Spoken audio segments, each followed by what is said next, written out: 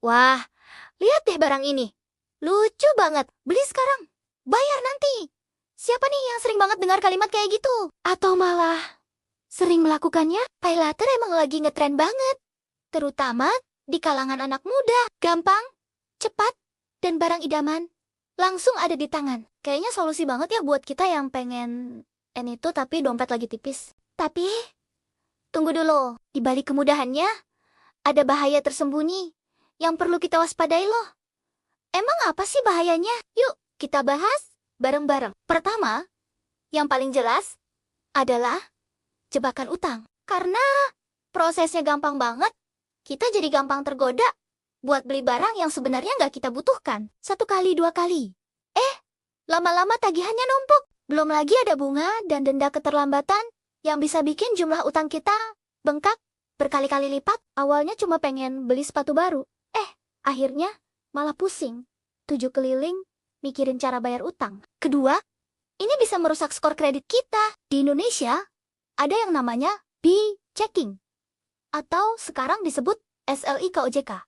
Semua riwayat kredit kita, termasuk paylater, tercatat di sana. Kalau kita sering telat bayar, atau bahkan gagal bayar, skor kredit kita jadi jelek. Akibatnya apa? Nanti kalau kita butuh pinjaman yang lebih penting, misalnya buat modal usaha atau KPR rumah, pengajuan kita bisa ditolak mento-menta sama bank. Gara-gara cicilan baju, impian punya rumah, bisa jadi buyar. Ketiga, dan ini yang gak kalah penting, adalah dampak psikologisnya. Terlilit utang itu bikin stres, cemas, dan bisa mengganggu kesehatan mental kita. Kita jadi nggak bisa tidur nyenyak, nggak fokus belajar, atau kerja. Bahkan bisa merusak hubungan dengan keluarga dan teman. Kesenangan sesaat dari belanja nggak sebanding sama tekanan batin yang kita rasakan berbulan-bulan. Jadi, gimana dong? Apa kita nggak boleh pakai paylater sama sekali? Boleh kok. Tapi harus bijak. Gunakan hanya untuk kebutuhan mendesak, bukan untuk keinginan sesaat. Pastikan kita punya rencana yang jelas untuk melunasinya.